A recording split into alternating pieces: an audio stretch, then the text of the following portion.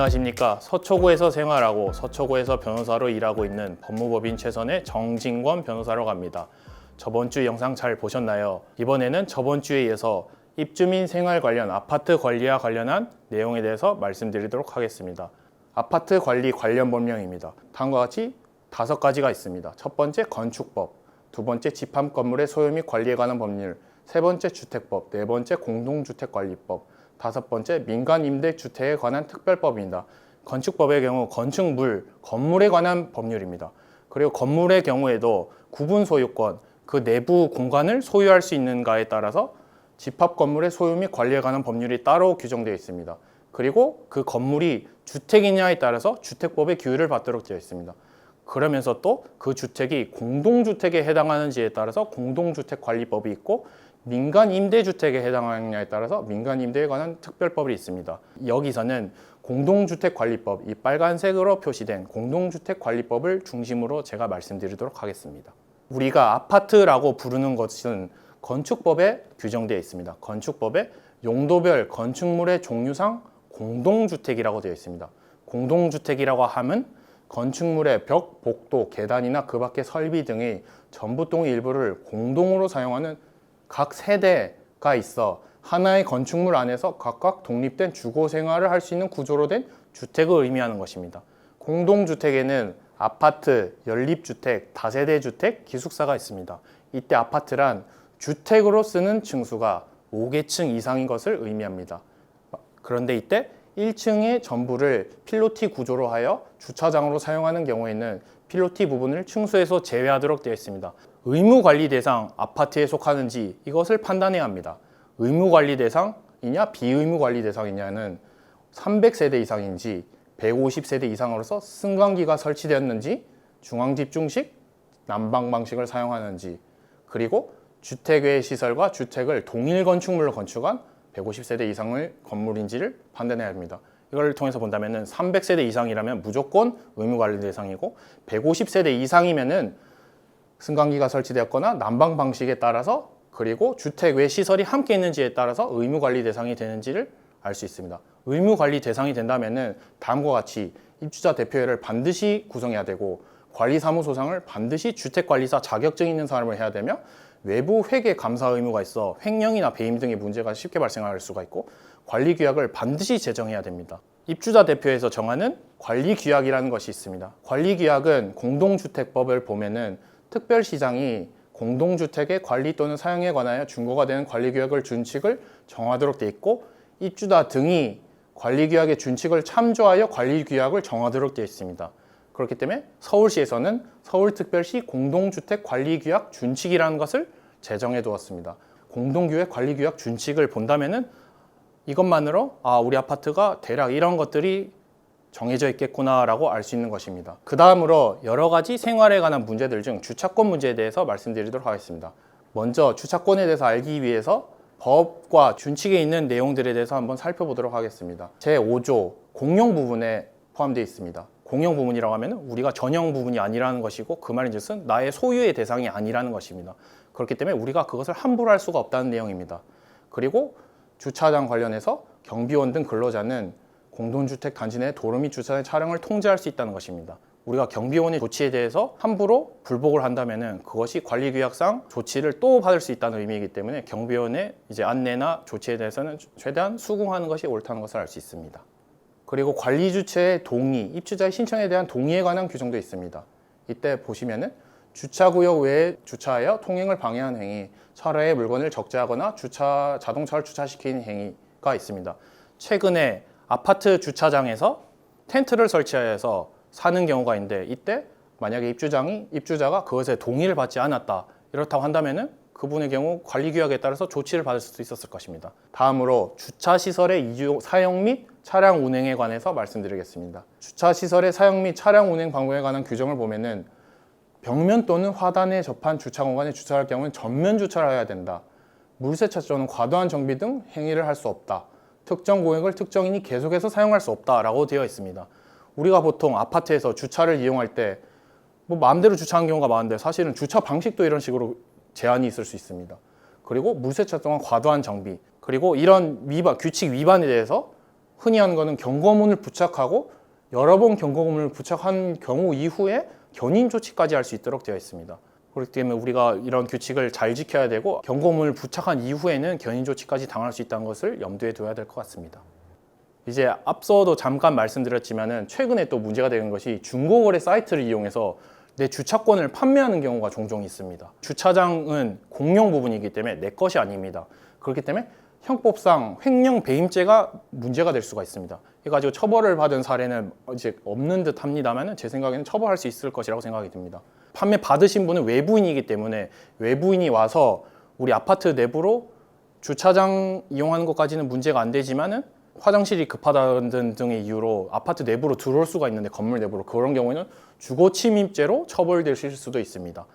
그리고 이거는 공용 부분이기 때문에 내 것이 아닙니다. 그렇기 때문에 민법상 부당이득에 따라서 주차권 판매로 받은 이득은 입주자 등에게 모조리 돌려줘야 될 수도 있습니다. 다음으로 반려도육 사용에 관한 법령 및 조항에 대해서 말씀드리도록 하겠습니다. 준칙 제83조를 보면은 동의 기준에 관한 규정이 있는데 이때 가축은 입주자 등의 동의가 있을 경우 키울 수 있도록 되어 있습니다. 통로식은 해당 복도, 복도식은 해당 복도층에 거주하는 입주자 등의 과반수 동의, 직접적인 피해를 받는 인접세대, 직상하층 포함의 동의는 반드시 받도록 되어 있습니다. 이 말인즉슨 우리가 사육을 할 때 피해를 끼칠 수 있는 만한 이제 위층, 아래층, 옆집, 복도는 전부 다 이런 분들에 대해서 동의를 받고 사육을 받을 수 있도록 규정이 있을 수 있다는 것입니다. 그리고 또한 동물보호법을 보면은 등록 대상 동물을 등록하도록 되어 있고 인식표를 부착하도록 되어 있으며 목줄 등의 안전 조치하도록 되어 있고 산책 시 배설물을 수거하도록 되어 있습니다. 만약에 이를 지키지 않는다면 과태료를 부과받을 수 있습니다.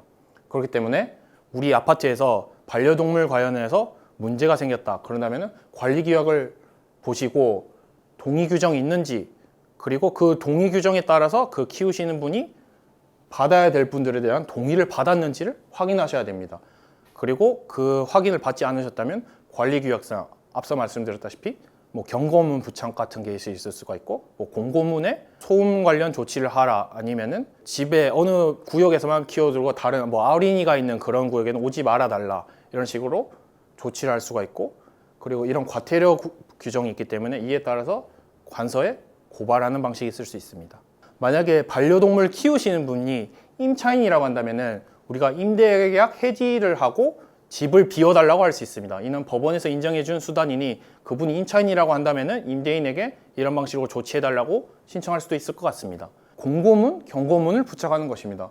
근데 경고문, 공고문을 부착하였다가 내용상 명예훼손이나 협박죄로 되려 체벌되는 문제가 있기 때문에 내용에 주의하셔서 부착하셔야 되고 그리고 또 공고문, 경고문을 부착하는 경우도 관리 주체의 동의 기준을 받도록 되어 있기 때문에 관리규약에 따른 조치를 받을 수가 있어서 관리규약을 확인하고 동의를 받고 안내하는 내용과 절차에 따라서 경고문과 공고문을 부착해야 될 것입니다.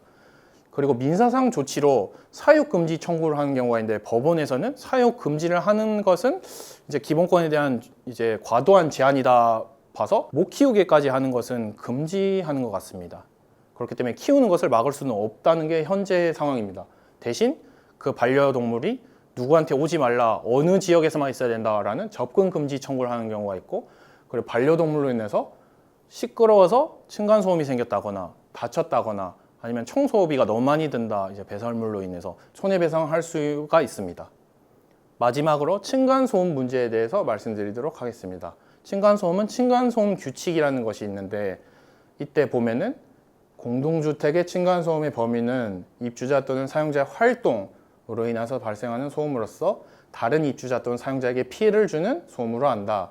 이때 급수, 배수로 인해서 발생하는 소음은 제외한다라고 되어 있습니다. 우리가 흔히 이제 화장실 물 내리는 거 이것은 층간소음이 이제 포함되지 않기 때문에 배상하기가 어려운 문제가 있습니다. 그리고 또 활동으로 인해서 발생하는 것이기 때문에 아파트 자체의 하자로 인해서 발생했다. 라고 본다면은 이것도 층간소음이 되지 않을 수 있습니다. 층간소음의 기준에 관해서 본다면은 직접 총격 소음과 공기 전달 소음이라서 소음이 발생 원인에 따라서 구별을 하고 거기에 따라서 어떤 방식으로 소음도를 측정할 것인가에 따라서 달라지며 그리고 주간에 나는 소음이냐 야간에 나는 소음이냐에 따라서 피해를 주는 소음이냐에 대한 기준이 달라지기 때문에 언제 나는 소음인지 그리고 어떤 소음인지를 확인해야 될 것입니다. 이제 공동주택법 제20조에 보면은 층간소음의 방지에 대해서 입주자 등은 다음과 같은 조치를 할 수 있도록 되어 있습니다. 첫 번째, 관리주체에게 층간소음 발생을 알리고 관리주체가 층간소음 피해를 끼친 해당 입주자 등에게 층간소음 발생을 중단하거나 소음 차단 조치를 공고하도록 요청할 수 있다. 그리고 세대 내 확인 등 필요한 조사를 할 수 있다. 그리고 계속될 경우 조정을 신청할 수 있다. 이렇게 세 가지 단계를 거쳐야 되고, 만약에 내가 직접 가서 문자 메시지를 한다거나 초인종 올린다거나 현관문을 찬다 등 경우는 주거침입죄로 대로 처벌받을 수도 있고, 문자 메시지의 경우 협박죄나 정보통신망법상 형사처벌을 받을 수 있기 때문에 직접 해결하려 한다는 것은 올바르지 못하고, 일단은 저 관리 주체를 통해서 해결하도록 해야 될 것입니다. 관리 주체에게 중단 요청하고 차단 조치를 요청하고, 그리고 평소에는 관리 규약을 정비를 해둬서 이런 문제가 발생하지 않도록 하고 조치들을 할 수 있도록 다양한 조치들을 또 이제 마련해 두는 것이 좋고, 최후의 수단으로 조정 신청을 하도록 하는 것이 좋습니다. 조정 신청을 하는 경우에는 이제 외부에서 나와서 조사도 해주기 때문에 많은 도움을 받을 수 있고, 조정을 통해서 배상에 관한 기준도 정해져 있기 때문에 배상도 쉽게 받을 수 있습니다. 그다음에 층간소음 대응 방안입니다. 이게 위자료를 손해배상 청구하는 경우가 있고, 이와 함께 가처분을 청구하는 경우가 있습니다. 그리고 형사고소를 함께 진행한 것입니다. 형사고소로 인근소란죄라는 경범죄로 하는 경우가 있고, 만약에 계속적으로 나를 괴롭게 한다고 한다면은 스토킹 처벌법으로도 처벌할 수 있습니다. 가처분의 경우에는 주거에서 1분 평균 주간 얼마, 야간 얼마, 순간 최고 얼마, 이런 데시벨의 소음 진동을 발생시켜서는 안 된다라고 하는 가처분이 있고, 또 접근을 금지하고 전화 및 문자 메시지를 발송을 금지하는 경우가 있습니다. 위와 같이 가처분을 하면 좋은 점이, 가처분을 미리 신청해 줬다가 그분이 또 그런 소리 낸다면은 손해배상 인정받기가 굉장히 쉬워집니다. 그렇기 때문에 소송을 통해서 가처분을 반드시 해놓는 게 나중에 배상받기 되게 편하게 해주는 그런 수단이 될 수 있습니다. 그리고 위자료는 초과 소음도를 계산하여서 피해 기간이 얼마냐에 따라서 수십에서 수백만 원대가 되도록 이제 환경분쟁조정위원회에서 산정 기준을 공시하고 있는데, 최근 법원은 그 기준을 넘어서 1,000만 원대까지도 하고 있기 때문에 층간소음의 경우에 피해가 극심하고 그걸로 인해서 이사까지 갈 정도에 이른다라고 한다면은 생각보다 많은 배상을 받아낼 수 있습니다. 내가 아파트 생활에서 불편을 겪고 있다라고 생각하시면 반드시 관리규약을 확인하시고, 그 관리규약이 불합리한지 합리적인지에 따라서 내가 소송을 해야 되겠구나라는 것까지 판단이 이를 수 있습니다. 이는 개별적인 상황에 따라서 다르기 때문에 반드시 전문가와 상담을 통해서 해결 방안을 모색해 보시기 바랍니다. 오늘 들어주셔서 감사합니다. 다음에는 학교 폭력에 관한 내용으로 다시 찾아뵙도록 하겠습니다. 감사합니다.